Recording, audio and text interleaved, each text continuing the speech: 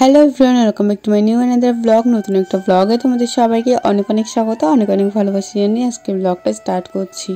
তো ঘুম থেকে উঠে রান্নাবান্না মোটামুটি কমপ্লিট করে ফেলেছি। এইদিকে জুডোকেও স্নান খাওয়ানো কমপ্লিট হয়ে গেছে, এখনও রেডি করিনি। ও একটু গেছিলো নাদের বাড়ি ঘুরতে, তো সেখান থেকে এসেই কিছু একটা নিয়ে বায়না করছিল। তো সেই ফাঁকে আমি ভাবলাম বিছানাটা গুছিয়ে দিই। জুডোর পাপা আজকে আর বিছানা গুছায়নি, উঠতেও দেরি হয়ে গেছে। তারপর ওর ওঠার পর নিজেরই অনেক কাজ থাকে, তো সেগুলো করতে করতে দেরি হয়ে গেছে। জুডোকে খাইয়ে স্নান করিয়ে দিয়েছে। তো আমি ভাবলাম আমার যেহেতু রান্না বান্না হয়ে গেছে, যদিও সবটা রান্না হয়নি, তো তাই ভাবলাম যে আমার যেহেতু রান্নাবান্না হয়ে গেছে তো আমি বিছানাটা তুলে দিই। বিছানা তুলে রেডি সেডি হয়ে জুডোকে স্কুল থেকে দিয়ে দেখো চলে এসেছি। আর স্কুল থেকে আসার পরেই খাচ্ছি। খাবারটা বানিয়ে রেখে গেছিলাম, কিন্তু তখন আর খাওয়ার টাইম পাইনি। তো এখানে ওই চিয়া সিডস রয়েছে আর তার সাথে একটুখানি ওটস আর একটুখানি খেজুর দিয়ে দিয়েছি। তো খেতে মোটামুটি খারাপ লাগছিল না, ভালোই লাগছিল। আর চিয়া সিডসে না আলাদা করে কোনো টেস্ট নেই, একদম তুমি কিছু খাচ্ছ কি না খাচ্ছ বুঝতেই পারবে, শুধু একটু দানা দানা মুখে লাগবে। তো সকালে রান্না বলতে এখানে দেখো এই যে আগের দিন যে ঝিঙে দিয়ে চিংড়ি মাছের মাটা বাটা করেছিলাম সেটা রয়েছে। এখানটায় চিচিঙ্গে দিয়ে চিংড়ি মাছ দিয়ে ঘন্ট মতন করেছি আর ডাল করেছি। আর তার সাথে তো আমাদের ভাত রয়েছে। তো চলো, এই তো সকালে রান্না বান্না হয়েছে। জুডোর বাবাকে বলেছিলাম একটু মাংস এনে দিতে, তো এখন করব রান্না করে আবার জুডোর পাপার টিফিনও দিয়ে আসবো, তারপর জুডোকে আনতেও যাব। তো এখানে যে চিকেন রয়েছে, তারপরে উচ্ছে ভাজা হবে, তার সাথে শাকও হবে। আর ভাবছি একটু পোলাও বানাবো, অনেকদিন ধরেই পোলাও খাওয়ার ইচ্ছা হচ্ছে, বাট করা হচ্ছে না। তো জুডোর বাবা সকালবেলা সব বাজার টাজার করে দিয়ে তারপরেই গেছিলো। তো যাই হোক, এখানটায় দেখো এই যে এখন পোলাওয়ের চালটা ঢেলে নিচ্ছি। এখানে গোবিন্দভোগ চাল নিয়েছি, 500 গ্রাম মতন চাল রয়েছে, কারণ বাবা মা কেউই পোলাও খায় না। খাবো আমি, জুডোর পাপার জন্য টিফিনে নিয়ে যাব, আর হচ্ছে রাতুল, 4 জন। তো আমাদের 4 জনের জন্য 500 গ্রাম চাল এনাফ। তো এখানে দেখো জল দিয়ে চালটাকে প্রথমে ভালোভাবে ধুয়ে নিচ্ছি, তারপরে জলটাকে ছেঁকে নিয়ে খুব ভালোভাবে চালটাকে শুকিয়ে নিতে হবে।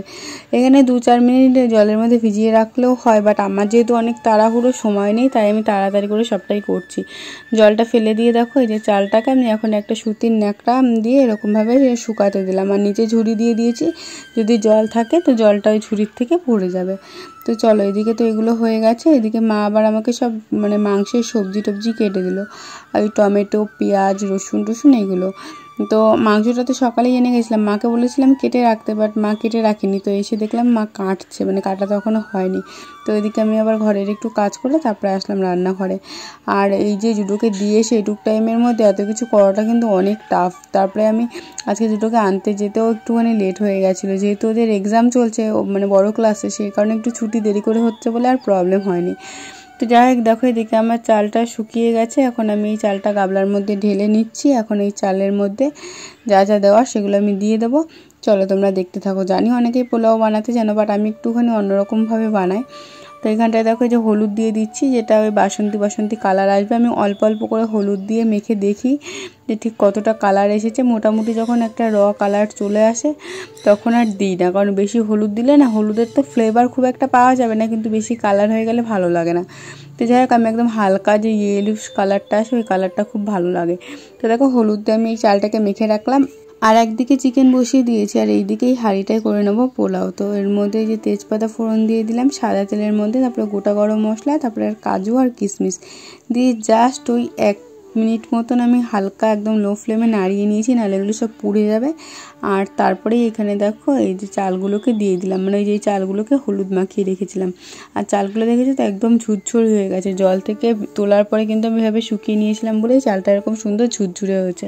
তো দেখো এখন এই চালটাকে আমি তেলের মধ্যে ওই 3-4 মিনিট মতন ফ্রাই করে নিয়েছি।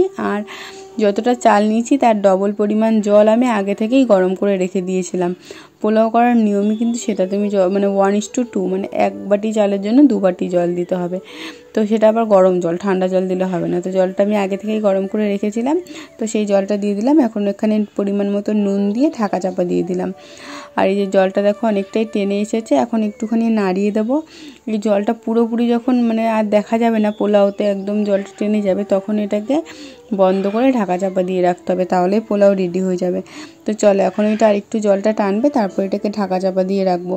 আর একদম যখন ঢাকা চাপা দেবো তার আগে এর মধ্যে ঘি অ্যাড করব, আর তার সাথে অ্যাড করবো একটুখানি চিনি। পোলাওটা একটু মিষ্টি মিষ্টি ভালো লাগে। আর পোলাও আমিও খুব ভালো খাই, জুডোর পাপাও, জুডো সবাই খুব ভালো খায় পোলাও। আগে না আমি ফ্রাইড রাইস অনেক পছন্দ করতাম, বাট এখন আমার পোলাওটাই বেশি ভালো লাগে, সেটা গোবিন্দভোগ চালেরই হোক বা বাসমতি চালের। একদিন তোমাদের বাসমতি চালের পোলাও আমি শেয়ার করব। আমার বাসমতি চালের পোলাওটাও খুব ভালো লাগে। তো যাই হোক, দেখো এখানে আমি এই যে পোলাও নামিয়ে রেখেছি, আর এদিকে আমি চিকেনটা বসিয়ে দিয়েছি। তাড়াহুড়ো করে কাজবাজ করছি, এখনও ঘরের কাজও কিছু হয়নি। এই যে ঘর আর বাইরের দুটো একসাথে সামলাতে গেলে না অনেক টাফ, কারণ এই যে জুডোকে এইটুকু সময়ের মধ্যে দিয়ে সেই রান্না কমপ্লিট করে আবার ঘর দূর পরিষ্কার করে ঝাড় দিয়ে মুছে স্নান করে বেরোনোটা অনেক টাফ হয়ে যায়। যদি সকালে রান্না করে যাই আর এসে ঘরের কাজটুকু করি তাহলে আর অসুবিধা হয় না, দুটো একসাথে করতে গেলেই অসুবিধা হয়ে যায়।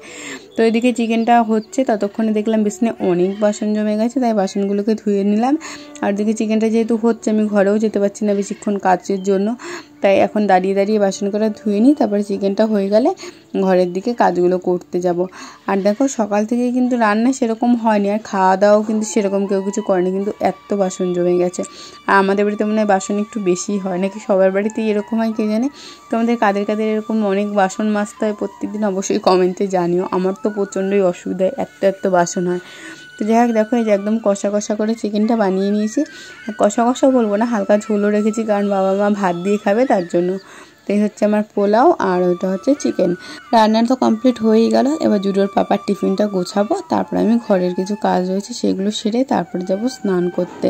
সব কিছু রান্না করে দেখো এই যে এত বাসন মেজে উঠেছে, পুরো এক গামলাই। সকালে এক গামলা হলো, আবার একটু পরে আর এক গামলা হবে, কারণ এখনও সব বাসন মাজাই হয়নি। বেসিনের মধ্যে দেখো এখনও কতগুলো বাসন রয়েছে। এইগুলো আমি আর এখন মাজতে পারবো না, কারণ এই যে বললাম ঘর ঝাড় দিয়ে ঘর মুছে স্নান করে বেরোতে হবে। আমি শুধু ঘড়ির দিকে তাকাচ্ছি কয়টা বাজছে, কারণ আজকে বেরোতে বেরোতে আমার প্রায় 1:45 বেজে গেছিলো। নর্মালি আমি 12:30টার দিকে বেরাই, আর তারপরে ওখান থেকে আবার জুডোর পাপার ওখানে নেমে ওকে টিফিনটা দিয়ে তারপরে যেতে হয়েছিল। তো সেই কারণে আরও বেশি দেরি হয়ে গেছিলো। আর যেহেতু আমার চিকেনটা সকালে হয়নি আর পোলাওটা পরে করবো বলেছিলাম, তাই জুডোর পাপাকে সকালে আর ভাত নিতে দিইনি। ওকে বললাম যে আমি যাওয়ার টাইমে করে তোমাকে দিয়ে যাব। ও বলছিল খাবে না, বাট তারপরে যখন লাস্টে রান্না হয়েছিল না, খেয়ে বলছিল দারুণ হয়েছে খেতে। বলছি কি তুমি একটা পোলাও আর চিকেনের দোকান দাও। বলছি হ্যাঁ, সেটাই বাকি আছে, সেটাই ভাবছি করব। এত কাজ করে আর পেরে উঠছি না, এখন আবার একটা নাকি নতুন করে দোকান দিতে যাব। যাই হোক, চলো ঘর তো মোছা হয়ে গেছে, আবার পাপোশগুলো দিয়ে স্নান করে বেরিয়ে পড়বো। তো দেখো খুব তাড়াতাড়ি করে রেডি হয়ে বেরিয়ে পড়েছি। যে জুডোর পাপার টিফিনের ব্যাগটা আমার হাতে রয়েছে, এই ছোট্ট একটা ক্যারি ব্যাগের মধ্যে নিয়েছি। তারপরে জুডোকে নিয়ে বাড়ি চলে এসে আমি আর জুডো খেতে বসে পড়েছিলাম। এই যে পোলাও আর তার সাথে চিকেন, একটুখানি শসা আর পেঁয়াজ কেটে নিয়েছিলাম যাতে আর একটু বেশি খাওয়াটা জমে যায়। আর আমাদের জুডোবাবু পোলাও খেতে অনেক পছন্দ করে। খাবার চুজের দিক থেকে জুডো অনেকটা আমার মতন, তাই জুডোর বাবা বলেছে একদম মায়ের মতনই হয়েছে, সবসময় এটাই বলতে থাকে। তো চলো আজকের ব্লগটা এখানেই শেষ করছি, বাই বাই।